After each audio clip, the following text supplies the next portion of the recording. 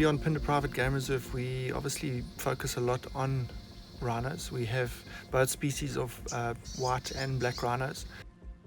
We do have quite a large population of both species, and we've got a long history of rhino conservation. White rhinos were first brought back to Phinda in the early 90s when Phinda's first started, and they've been incredibly successful. Over the 30 years of Phinda's existence, we've managed to translocate and move well over 150 white rhinos to other reserves. We've even moved rhinos to other countries, such as the well-known Rhinos Without Borders project. Rhinos play an incredible role, ecological role in the African environment. They change the landscape. The ecosystems in Africa are very intertwined. Each organism plays a role, but there are certain species that are completely reliant on the rhino for their existence as well. There's ticks, there's flies, there's the oxpecker.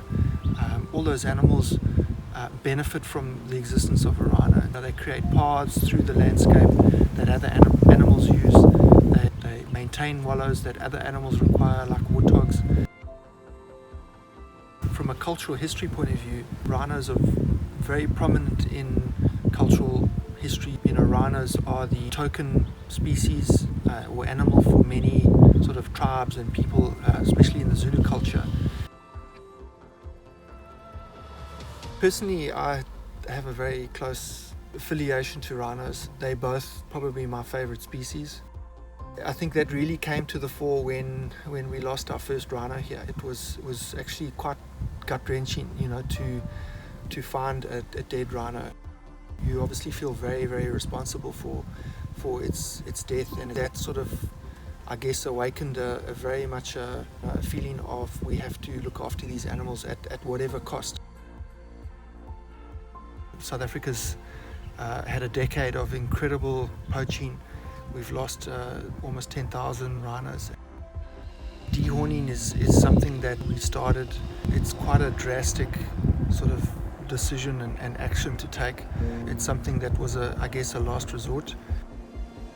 At the end of 2015, we lost 4 rhinos in 2 months, and in our sort of rhino plan, security plan, we had taken a decision that we would have certain triggers that would necessitate certain costly interventions, and dehorning was one of the triggers or one of the options, and we decided to start dehorning in early 2016 because we felt that the pressure on the animals here was too great to contain with the measures that we already had in place. We did the white rhino population first. The following year in 2017 we did the black rhino. Trying to dart a rhino is obviously a complicated affair, and the main priority is the animal's welfare always, and that's why we use an experienced qualified vet. Mobilization itself, the vet will dart the rhino from the helicopter in the air and utilize very powerful immobilizing drugs such as M99, one of the morphine-based drugs that should sort of immobilize the rhino within about 10 minutes. First thing we'll do is blindfold the rhino, then the vet will get there and give it an antidote, a drug called butorphanol, which will improve the breathing and the heart rate and the blood pressure of the rhino, because those morphine-based drugs really suppress the vitals of the rhino. And then we'll get to work on whatever we need to do with the rhino under the care and supervision of the vet. He's monitoring the rhino's vital signs all the time. If we're dehorning, the equipment that we need is earplugs to reduce the sound of the chainsaw. The chainsaw itself has got to be in working order. We use a grinder, horse hoof grinder to trim the horns as well.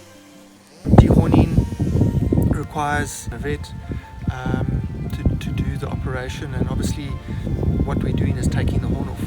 You've got to be very careful with the chainsaw, so make sure that you don't cut too far down on the growth cuticle. The operation itself will take sort of 30-40 minutes, and then we'll wake it up once we complete. The wake-up process is quite quick. It's an intravenous antidote which reverses the rhino completely, and so within minutes it's standing. We take great care if we, mobilizing a calf as well to make sure that they go to sleep together and they wake up together, so that there's no, they're not separated for whatever reason. Often the skill of the pilot and the vet to make sure that the two animals are, kept close together. And within minutes they're awake and they move off and carry on, and so they're fully aware of their surroundings and have all their senses. So initially the idea was to dehorn all the animals and reevaluate after 18 months on the impact that it has both on the poaching situation and also the animals themselves. There were still some questions on its effectiveness and the impact that it could have on a large scale on the animals themselves. A number of things is obviously, does it increase the chances of calf mortality from lions and spotted hyenas? Does it impact the breeding success? What sort of impact does it have on reproduction? We've started dehorning in some cases for the third time some animals, and we've continued to dehorn. The poaching situation in South Africa hasn't changed, but what we've seen is very, very little sort of impact physiologically, behaviorally, on both the black and the white rhino. A couple of years ago we had our best calving season. We had over 30 new white rhino calves, and all those animals would have sort of conceived once they had been dehorned, so we can categorically say that it has very little impact on the reproduction or the growth rate, should I say. We saw a dramatic decrease in incursions into the park since the dehorning.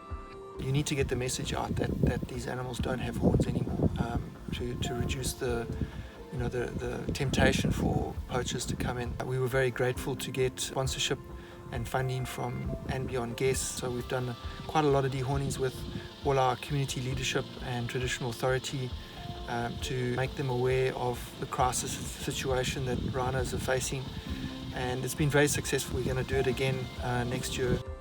And that all plays into the role of working with our neighbouring communities in securing not just rhinos but the park and other animals.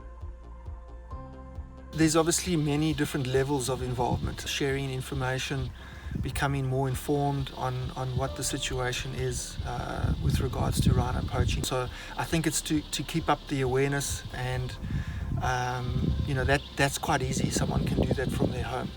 Just the fact that people come and visit Africa, they come and visit reserves and lodges that have rhinos.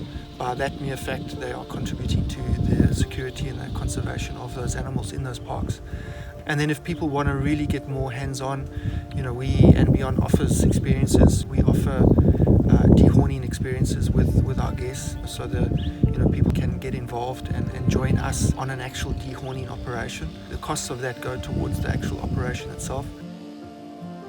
We've only lost 9 rhinos at Phinda, which is testament to the conservation efforts of the team on the reserve. By having such a successful conservation program, we can then have animals that we can move to other parks, and there's not many places that have sort of growing populations of rhinos. Rhinos are very special to me. We've obviously over the years had a lot of great experiences with rhino and a lot of great successes with rhino conservation here. The rhino that we treated in our bomas a couple of years back that had a dislocated toe, and we had it in the boma for about 8 months. We had to sort of treat it every week, dart it every week. We brought it in with its calf, quite old calf. We couldn't leave the calf out in the field. Sort of halfway through that care process, she gave birth to a new baby in the boma, and we became quite attached to that little calf. We obviously had to still continue the treatment, and that little calf became quite habituated to us. It got used to us having to dart the mother. It never ran off, and so while we were treating the mom, this little calf stood there with us. So it was pretty incredible.